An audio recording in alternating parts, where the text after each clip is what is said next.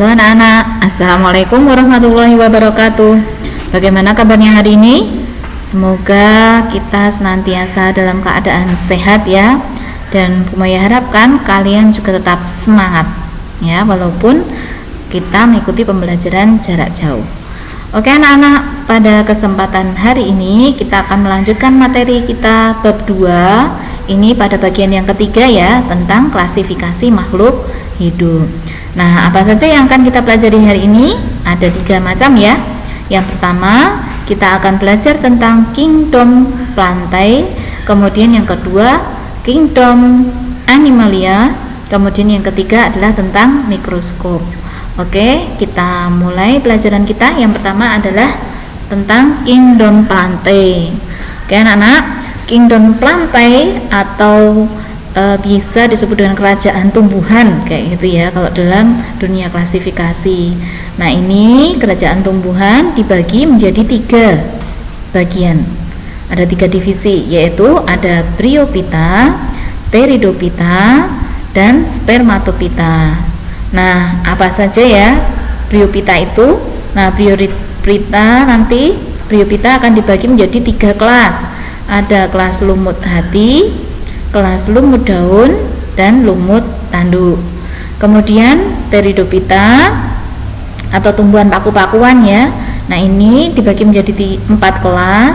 Yang pertama adalah Silophytaenea atau paku purba, kemudian Lycospida atau paku kawat, Equisetae atau paku ekor kuda, kemudian Felicinae atau paku sejati. Kemudian untuk divisi Spermatophyta dibagi menjadi 2 subdivisi. Yang pertama adalah subdivisi Gymnospermae dan Angiospermae. Gymnospermae itu tumbuhan berbiji terbuka dan Angiospermae itu tumbuhan berbiji tertutup. Oke.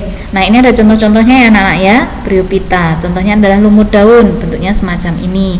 Mungkin kalian sering lihat lumut ya di sekitar kalian, apalagi kalau pas musim penghujan atau di tempat-tempat yang lembab.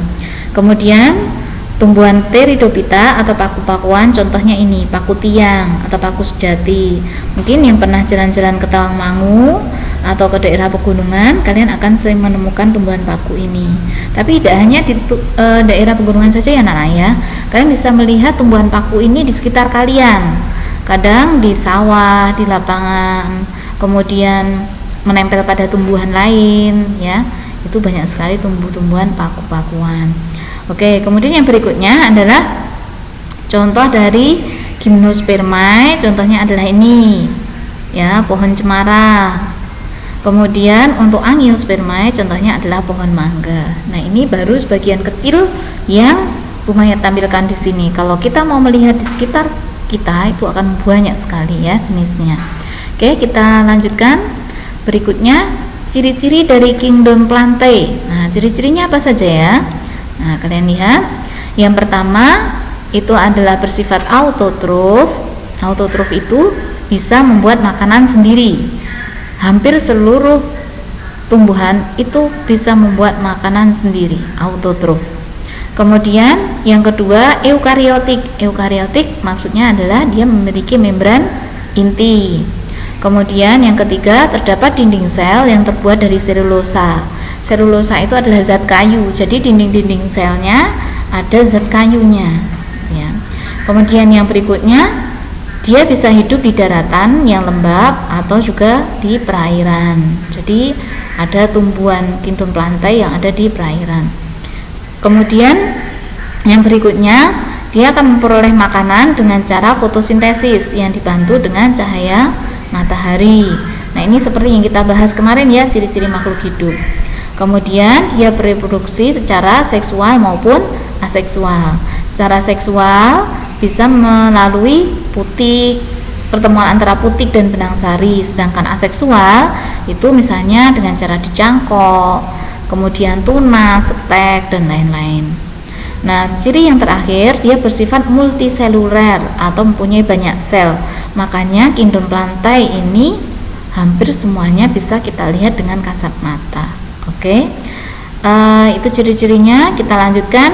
Nah, ini perbedaan ciri-ciri dari 4 divisi yang ada di kingdom Plantae ini. Nah, perbedaan cirinya kita lihat ya.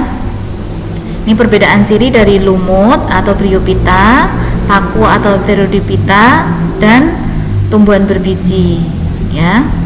Kemudian perbedaannya apa saja menurut tempat hidupnya? Kalau lumut itu di tempat yang lembab dan basah, paku juga sama. Nah, kalau Gymnospermae atau tumbuhan berbiji terbuka itu di tempat yang kering. Begitu juga dengan Angiospermae, itu juga di tempat yang kering. Kemudian klorofil, semua dari divisi dari kingdom Plantae memiliki klorofil. Perakarannya bagaimana? Nah, kalau lumut itu rhizoid, jadi bukan akar sejati. Kalau paku itu serabut. Kemudian kalau Gymnospermae itu menggunakan akar tunggang ya. Kemudian kalau Angiospermae itu tunggang dan serabut. Seperti tadi contohnya cemara itu akarnya tunggang. Kemudian kalau Angiospermae contohnya mangga itu juga tunggang. Oke, berikutnya dari segi batangnya. Lumut itu tidak memiliki batang ya. Kemudian kalau paku dia memiliki rizom. Kemudian Gymnospermae itu berkambium dan tidak bercabang atau bercabang berkayu tegak. Nah, itu ya. Jadi Gymnospermae itu tidak bercabang. Kemudian kalau Angiospermae ada yang berkambium dan tidak berkambium. Daunnya bagaimana? Nah, daunnya lumut itu mikrofil atau daun muda tak menggulung. Kemudian kalau paku itu ada yang mikrofil, ada yang makrofil, gitu ya. Kemudian kalau Gymnospermae sempit, tebal, kaku seperti jarum, seperti tumbuhan pinus, tumbuhan cemara, itu kan sempit. Nah, tapi tebal dan kaku seperti jarum ya. Kemudian untuk Angiospermae itu ada yang daunnya menyirip, ada yang sejajar, ada yang melengkung. Nah, ini tergantung pada dia termasuk dikotil atau monokotil. Kemudian yang berikutnya adalah berkas pengangkutnya. Kalau lumut tidak memiliki berkas pengangkut, kalau tumbuhan paku sudah ada. Nah, Gymnospermae dan Angiospermae memiliki berkas pengangkut, jadi ada xilem dan floemnya. Nah, kemudian dari reproduksi, sistem reproduksinya, kalau lumut itu vegetatif dan generatif. Nah, ada fase gametofit dan sporofit. Kalau lumut itu gametofitnya lebih dominan, sedangkan paku itu sporofitnya lebih dominan. Nah, kalau Gymnospermae itu menggunakan pembuahan tunggal, biji dalam buah, gitu ya. Kemudian kalau dikotil dan monokotil itu pembuahannya ganda biji, ya. Nah, ini perbedaan ciri dari kingdom Plantae. Nah, kalian nanti bisa melihat ciri-ciri ini sehingga bisa mengklasifikasikan. Berikutnya contoh dari kingdom Plantae, klasifikasinya ya. Bu Maya kasih contoh padi. Padi itu kingdomnya adalah Plantae. Divisionya adalah Spermatophyta. Spermatophyta adalah tumbuhan berbiji. Kemudian subdivisionya adalah Angiospermae. Angiospermae itu adalah tumbuhan berbiji tertutup A. Nah, ya, kalau A itu malah tertutup, kalau Gym itu malah terbuka, ya, jangan sampai keliru. Kemudian kelasnya adalah monokotil, ordonya Poales, familinya Poaceae, genusnya Oryza, spesiesnya Oryza sativa. Jadi nama latin dari padi itu adalah Oryza sativa. Nah, ini contoh dari taksonominya tanaman padi, ya. Perhatikan baik-baik. Masih banyak tanaman yang lain, nanti bisa kalian lihat di buku, ya. Oke, berikutnya tentang kingdom Animalia. Nah, animal, hewan, gitu ya. Nah, kingdom Animalia ini dia memiliki ciri-ciri organisme eukariotik dan multiseluler. Yang kedua, bersifat heterotrof. Heterotrof itu artinya tidak bisa membuat makanan sendiri, tidak memiliki dinding sel, tidak memiliki klorofil sehingga tidak bisa berfotosintesis. Kemudian sebagian besar hewan memiliki otak dan sistem saraf. Kemudian merupakan organisme yang aktif atau bergerak, atau istilah lainnya adalah motil. Dari ciri-ciri ini kalian bisa membedakan ya perbedaan antara Animalia dan Plantae. Oke, next. Nah, kingdom Animalia ini dibagi menjadi dua divisi. Ya, dibagi menjadi dua. Yang pertama adalah Invertebrata, kemudian yang kedua adalah Vertebrata. Nah, Invertebrata dibagi menjadi beberapa kelas. Ya, jadi filum Invertebrata dibagi menjadi beberapa kelas. Ada Porifera, Solenterata, Platyhelminthes, Nemathelminthes, Annelida, Mollusca, Arthropoda, dan Echinodermata. Nah, ini maaf tulisannya Echinodermata, kurang. Ini bukan R ya, tapi T, nanti dibenarkan. Kemudian untuk vertebrata itu ada Pisces, Amphibia, Reptilia, Aves, dan Mamalia. Kita bahas satu persatu ya. Oke, sekarang yang pertama kita bahas tentang invertebrata dan vertebrata, perbedaannya apa sih? Nah, perbedaannya dari pengertian dulu. Invertebrata itu berarti hewan tanpa tulang belakang. In itu tanpa. Kemudian vertebrata itu adalah hewan dengan tulang belakang. Ya, jadi terdapat tulang belakang. Ya, sama tidak terdapat tulang belakang. Contoh invertebrata: serangga, cacing, spon, annelida. Ya, seperti yang ada di laut itu ya, mungkin kalian pernah lihat bintang laut. Nah, semacam itu masuk invertebrata. Kemudian vertebrata contohnya adalah manusia, gajah, burung, ular, katak, dan sebagainya. Nah, ini kemudian perbedaan ciri-cirinya apa? Invertebrata itu tidak ada dinding sel, sama ya. Kemudian reproduksinya secara generatif. Kemudian tidak ada tulang punggungnya. Nah, kalau di sini kan ada ya. Kemudian ada sistem sarafnya maju untuk vertebrata dan sebagainya. Nanti bisa kalian baca ya. Oke, ini perbedaannya. Sekarang kita bahas yang pertama invertebrata dulu. Nah, invertebrata dibagi menjadi beberapa filum ya.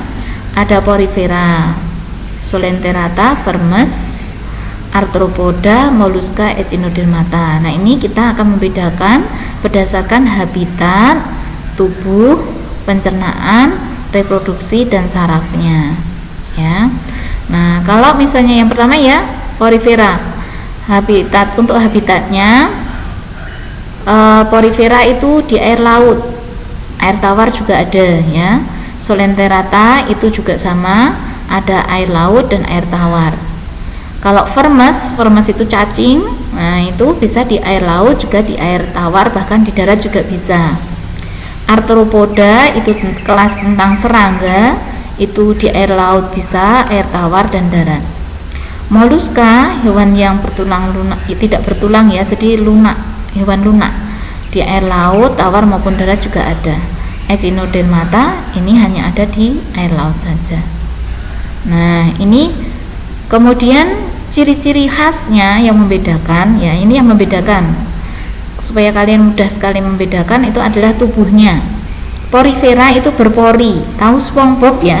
Nah, SpongeBob itu sebenarnya kalau dalam kehidupan nyata itu di ini ya seperti Porifera ini. Jadi dia termasuk kelas Porifera, berpori ciri-cirinya ya.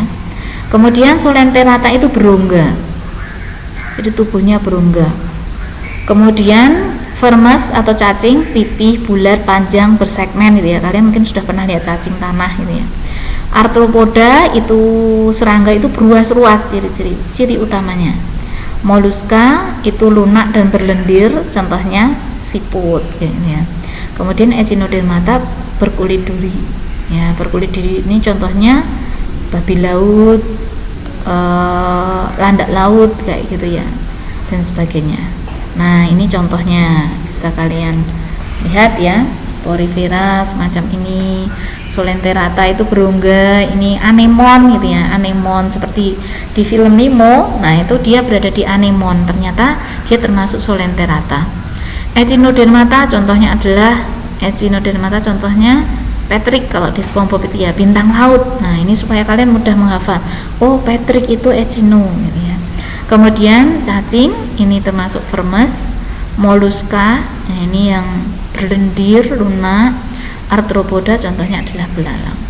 Nah ini kalian ingat-ingat ya, ingat hewannya apa, ciri-cirinya apa, tahu nama kelasnya, nama filmnya. Oke.